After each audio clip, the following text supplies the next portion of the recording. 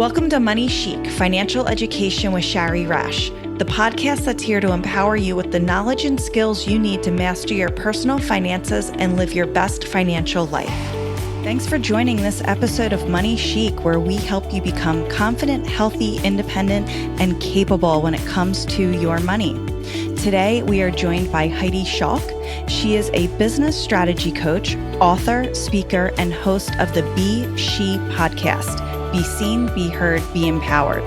She has been featured on Fox, ABC, NBC, CBS, and the Daily Herald, and has been named one of the top 30 inspiring entrepreneurs to look out for in 2024 by the NYC Journal. She has spent the past 5 years helping women achieve their goals and build six-figure businesses they love through her money mastery system. Heidi works with female entrepreneurs and gives them the tools and strategies to confidently build successful online businesses on their own terms so they can create their dream life for themselves and loved ones. She believes every woman who wants to have a 6- and 7-figure business gets to have it. She empowers women to be seen and heard so they can make a lasting impact on others in the world with their message and story. Heidi is a mom of 2 children, 14 and 13 years old, who were the catalyst behind starting her entrepreneurial journey. She is also an animal lover, so you can often find her fostering or transporting animals looking for their forever home. Heidi, thank you for joining me today. Thank you so much, Sherry, for having me. I'm excited to be here and dive in. I'm really excited for our conversation because you've had a really unique journey. You've spent 10 years raising your kids and loving it. And your husband did well. And you admit he did very well at times. And on your website, you said you handed over total control of the checkbook and the income when you made that shift. And you let him handle everything and you were happy to ignore your money situation.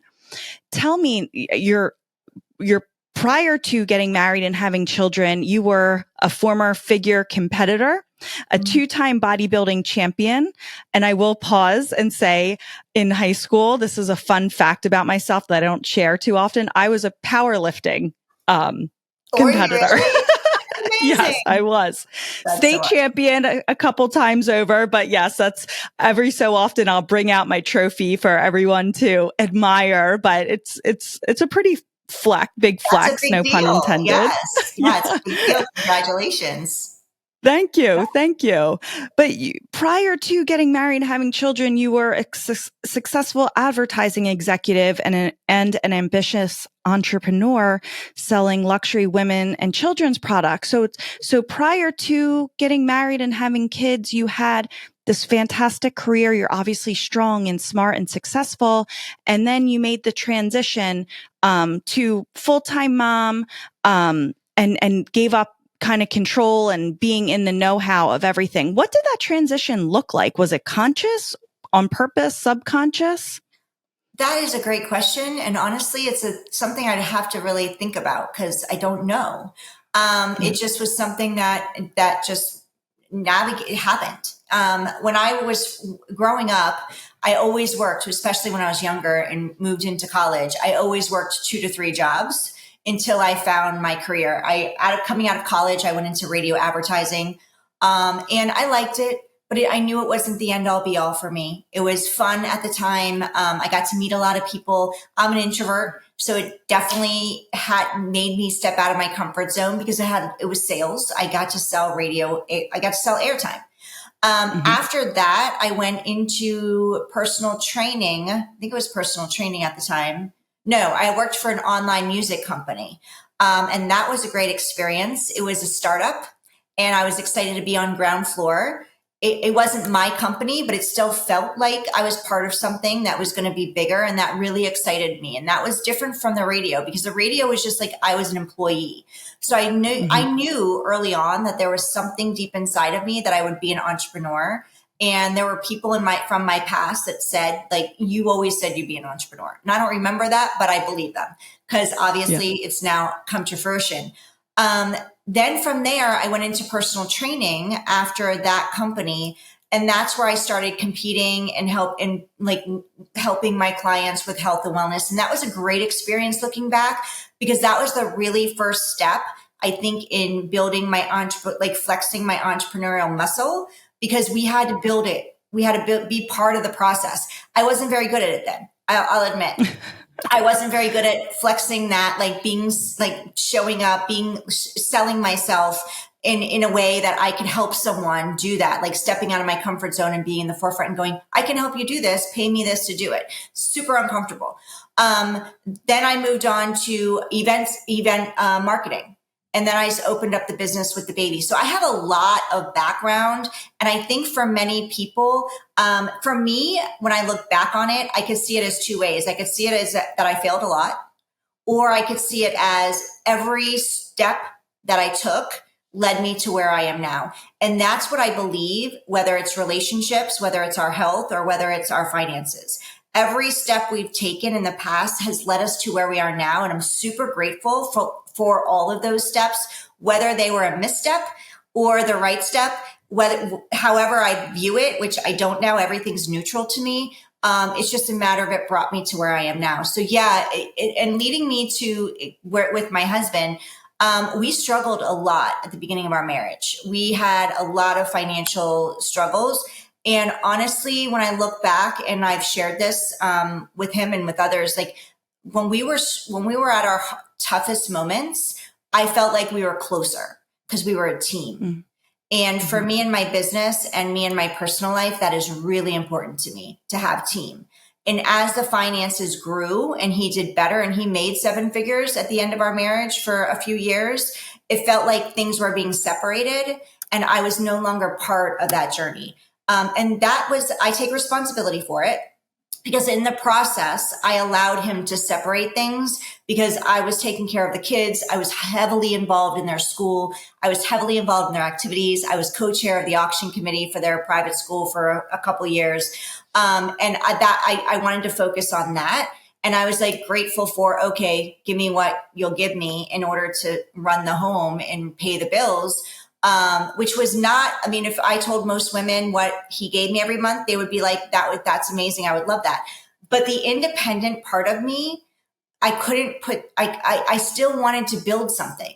I still wanted to be team. I still wanted to build something together. And that started drifting apart. Does that make sense?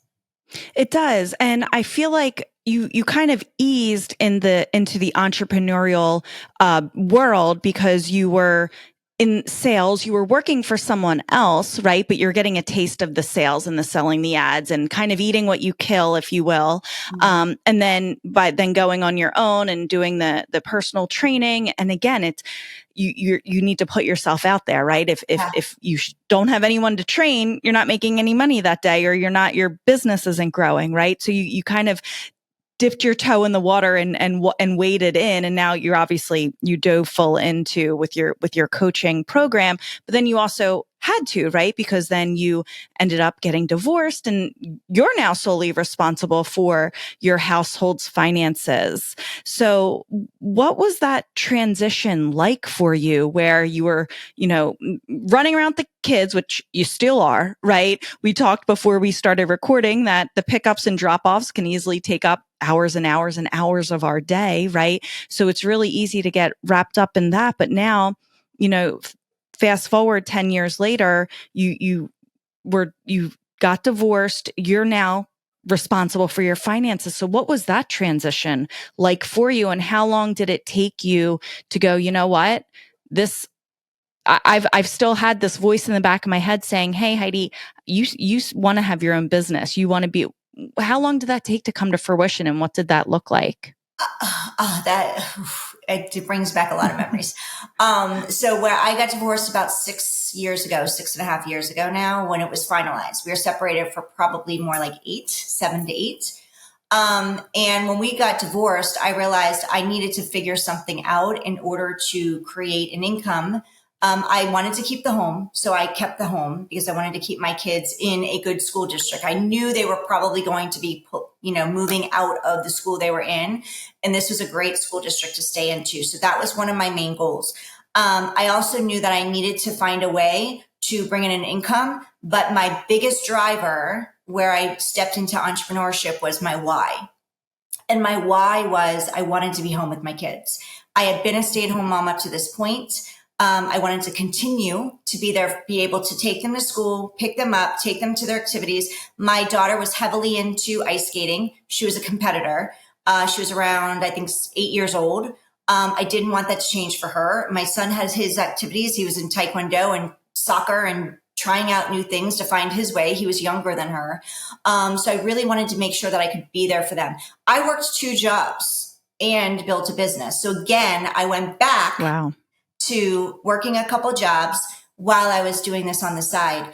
And I will tell you, Sherry, I burned out. It led to burnout because I was burning the candle at both ends. I had 5 animals. I had 2 small children. I was working 2 jobs, one physically in a location. So it was such a blessing to me, that job.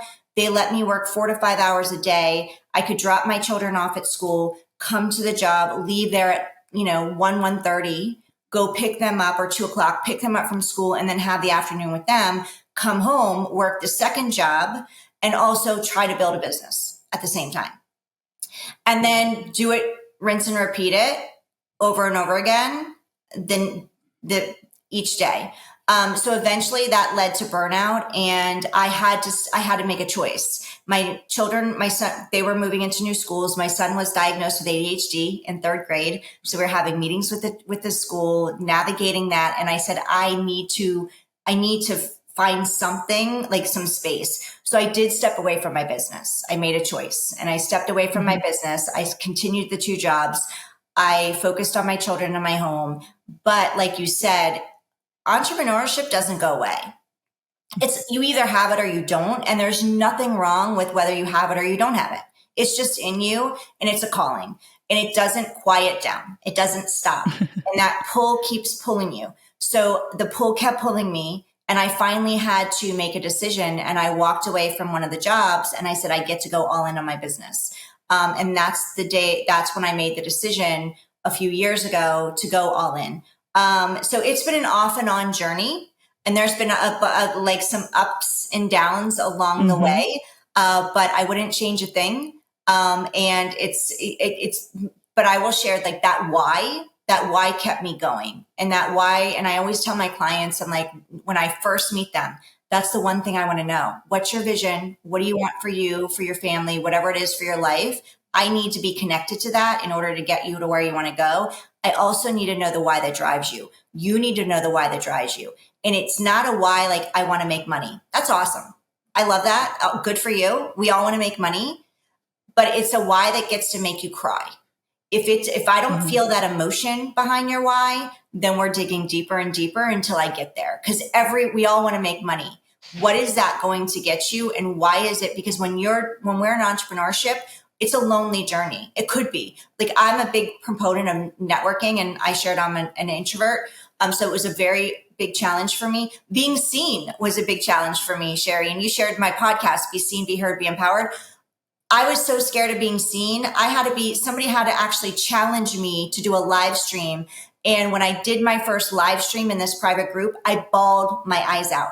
I was hyperventilating. My throat closed. My chest was like tight. I was sweating, and I was crying profusely on my first live stream because I was so scared of being seen. But I still wanted to, like, the why of me being home with my children pushed me to move through that fear and kept me going. So you talked about, well, I want to take a step backwards just for a minute. You talked about how you had multiple jobs and you were building your business, and that was obviously a very stressful, taxing period of time. So you were, you dove into, I need to make money now, right, to support my household. But there are also a lot of decisions, right, financial decisions that come along with it. How did you go seamlessly into now being the sole decision maker too, or was that a struggle for you? That was a big struggle for me because I always wanted team. I will share that that's one thing that the difference between the first time I started my business and when I left and came back, I immediately hired a VA. Because that was going to be the piece that was going to take the pressure off and the stress off me around trying to learn all the things that I didn't know in my business and releasing that and just being able to show up And if I messed up, I messed up, but it was just, it wasn't a mess up. It was a learning moment to do better the next time and to grow. And I had somebody supporting me, cheering me on. Yes, she was paid, but it was also a VA. This is their business too. They're entrepreneurs as well.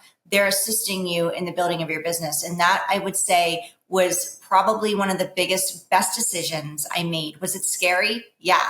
That's great. I often say, talking about your finances, working on your finances is super intimidating, especially if it's not something you do every day, right? Or you're not accustomed to it. So getting those trusted resources around you, and most of the time, those trusted resources are on some type of payroll, right? Whether it's an advisor or an accountant, or in your case, an assistant, they are there to help you, and they are a resource for you, because we don't know everything, believe it or not, right? We're one person, and we're good at certain things. So getting those outside resources to help you, make you feel like you're not on that island alone, and really walk you through it, I think is super important. And you're not alone. Studies show that there's a 94% chance that as a woman, you're going to be the sole primary financial decision maker for your house at some point in your life. So I think your message is very important that, you need to surround yourself by people that you trust and that can help you navigate this process for you, or any financial process that you're in. Absolutely. And me coming from a divorce, like I had to grow into trust. I didn't trust myself in many instances. So having someone that I could trust as far as like supporting me in my business was great. But also, like you said, I also hired an accountant. I didn't start my business as a business coach. I knew zero about business, Sherry.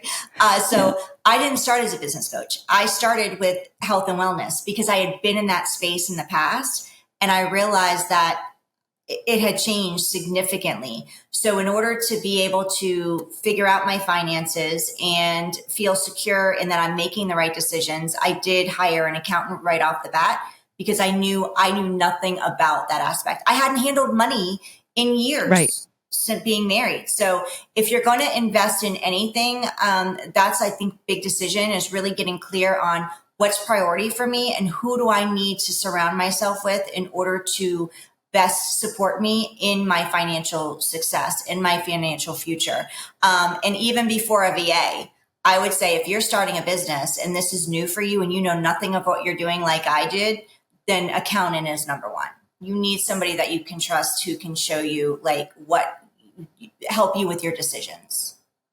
Absolutely. When I work with my business owner clients, I say to them all the time, you're really good at marketing, or you're really good at insert whatever business they have here, right? That's what you're good at.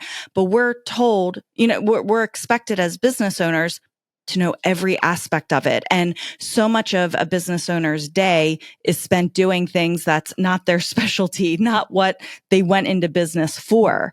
And so one, don't be hard on yourself. Don't set unrealistic expectations that you know how to run your QuickBooks perfectly, or run your profit and loss, or make sure your products and services are priced appropriately, right? How can you know that? You were never taught it, right? Right. So getting those resources to help you is so important, and to have realistic expectations for yourself.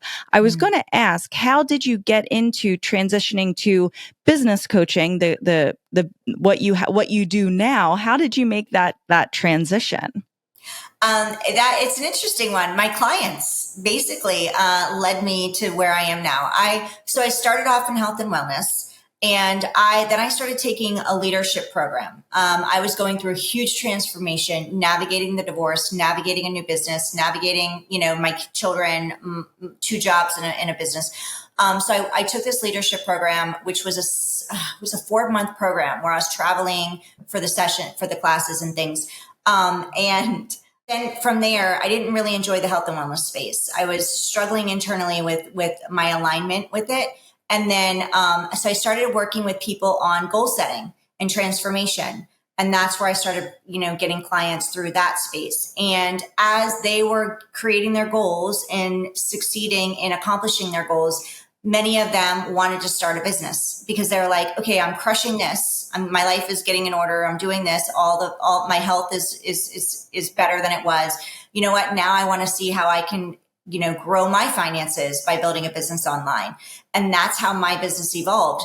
They wanted to work with me because they saw me building my business. So it just kind of shifted and navigated from there. It evolved. And I tell all my clients, and I share with women all the time, what you're doing, what you want to do now or think you want to do now, just step into it, because you never know what doors are going to open and how that's going to evolve. And don't get attached to perfectionism of where I am now. I've got to get it perfect because I've got to make sure that I can do this in 5-10 years. You could be on a totally different path in 5 to 10 years. This is just a stepping stone of helping you get there. Mm-hmm. That's great. So the women that you work with, helping them achieve their goals, what do you find, generally speaking? Are they women similar to you that had the career and then took a step back due to motherhood and raising their children, but they still have that voice behind, in the back of their head saying, this isn't, you wanted to do this, you wanted to start a business. What is your typical client, I guess, and what does it look like for them, the journey that they take with you? It's interesting because I don't have a typical female client. Most of the women I work with are coaches, but there's many who are single. There's many who are younger. There's many who are older that already have children who are out of the home. Or they're in all different spaces of their life, which I love. But the one thing that they do have is they have this passion and they have this drive to make a change and make a difference in the world. And that's what motivates them. I have one who has many children. She's adopted children. One who's an older, she's 77 and she's just launching her business. I'm so proud of her because I'm like, this is perfect. Like, she gets to be an example for so many women. Like, it's never too late to go after your passion and your purpose. And her family is on her team. Her son is part of her business. Her niece is part of her business. It's so beautiful. And then one is taking care of her grandson. There's just women all on different paths. So I'm grateful and blessed for that piece of the journey. Many people work with certain entrepreneurs and I put it out there. But when the people that resonate with me, the one thing I will say is I'm big on creating community. I want women who want to be supportive and build a community together. So one thing about the women in our program is they show up for the other women. I'm there to support them and coach them. And I have a group program and I also have a one-on-one piece of that. So they get the group atmosphere where they get to be together and they also get to work on one-on-one with me monthly privately. But the beauty of it is they show up for each other's events. They show up for each other online and social media. They actually meet together on the side behind the scenes. Women who have been through my program and are maybe no longer in the program, because they're evolving and growing, they're still part of our community. It's amazing. They still become like best friends and family. That's really, really important to me. So I think when you say who are the women I work with, those are the women I work with. Those are the women who really want to build community and family and support system virtually. Those are the women that I attract, and I love it. I'm so grateful for it. That's fantastic. And how much social media obviously has its pros and cons, right? We all use it. Sometimes we love it, hate it, whatever. But how much do you find social media has made business owning for an average person realistic? I mean, it feels like we run our businesses through our computers now. So do you find that that has changed the landscape of ownership? Completely. Having this availability to be online is a game changer because in an instant you can turn on your computer and now you are international. You can talk to people all over the globe. I have somebody in my DMs right now that we're communicating. She's in India. I have a client who's in India. And now I'm going to speak to this woman about what she's looking for. And it's just unbelievable, like the people that you can reach. But more importantly, it's the people that you can inspire, influence in a positive way. Whether they work with me or not, my goal every day is that one person is supported, one person is inspired to take action on their toward their financial freedom, toward creating the goals that they want to create by starting a business or by scaling their business. There's never been a better time. The pandemic completely changed the scope of the online space. And it's shifting. Some people are entering the workforce. I'm not going to say it's easy because there's a lot of people online, but if you're going to go into business, this is the place to be because you can reach, and you don't need a big audience. That's the beauty of it. I think a lot of people get intimidated because they're like, oh my gosh, these gurus out there, they have big audiences. They say how much the money they're making. I'm not there. You don't need to be. You can make a huge impact and a lot of money and have a successful business and transform many lives with a very small audience. That's a great point. And also, just focusing on what you do versus what everyone else is doing, right? Just every day wake up with your purpose, your community, and you'll make a change instead of focusing on the big numbers, and that doesn't have any impact, right? So what advice would you give to someone who, was you 10 years ago or 15 years ago, right? Who maybe has the entrepreneurial bug, or is getting bogged down though with life, with motherhood, with going to the activities, doing all of that stuff. And also feeling like they don't have any control or a say in their finances. What advice would you give someone like that, or you 10 years ago? In regards to building a business or starting a business? Everything. So starting a business, but then also, not being involved in the household's finances and feeling like you need to have more of a say. I would say step through the fear and communicate. Have a voice, be seen, be heard. That's my motto now. If I had done that in my marriage back then, maybe things would be different. I don't know. Maybe they wouldn't. But I think being seen and being heard in every area of your life, whether it is your business, whether it is your relationships, or whether it is your health, because same thing with our health, we can let our doctors and everything run that game. And it's really important that you have a voice. So when it comes to your finances, you have a say. This is your life, right? And if you have children, this is part of their life. It's their livelihood. But I would say when it comes to entrepreneurship, find support, whether it's your finances or your business, find support. There's plenty of Facebook groups out there. There's plenty of communities out there where you can get support for any of the questions you have. I lone wolfed it for a long time in my relationship and in my business, where I felt like I couldn't talk. I couldn't speak up. I couldn't I couldn't have my opinion. And even in my business, I was scared to hit that live button. I was scared to be seen. I was scared to be heard. I was scared to put content out there. What are people going to think about me? I was so scared of what everybody else thought. And honestly, nobody's thinking about you. They've got their own stuff going on. So, that's right. But people need you. They're not thinking about you, but when you show up, it's amazing how people will come out and say, I can't, thank you so much for sharing what you shared, for being open and being vulnerable.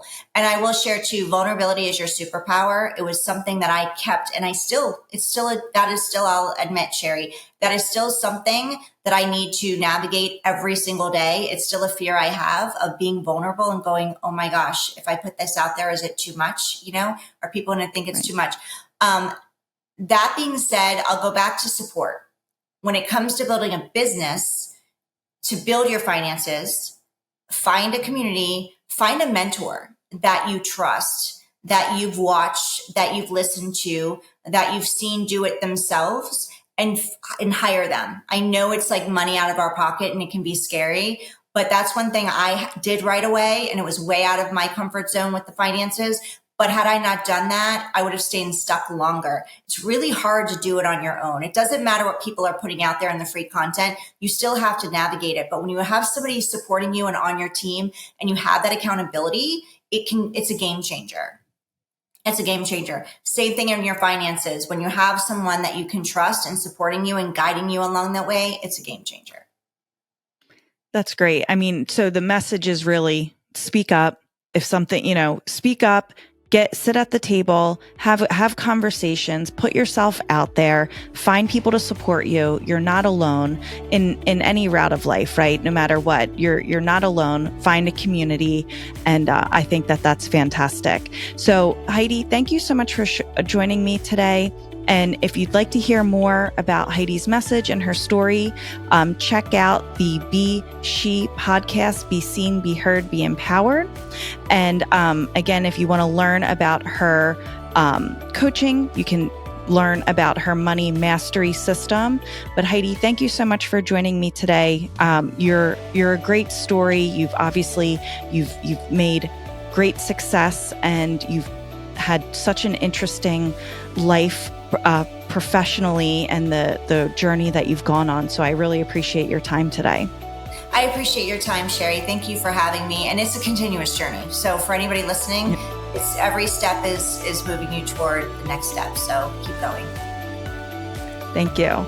And thank you all for listening to Money Chic today, where we help you become confident, informed, healthy, and capable when it comes to your finances. If you'd like to learn more about me and how I work with my clients, visit me at greenwaywealthadvisory.com, and where we help you create a solid financial foundation. If you want to start a business, don't know where to start, if you need to get your finances back on track, if you have questions about your finances, that's where I can help you, greenwaywealthadvisory.com. Thank you.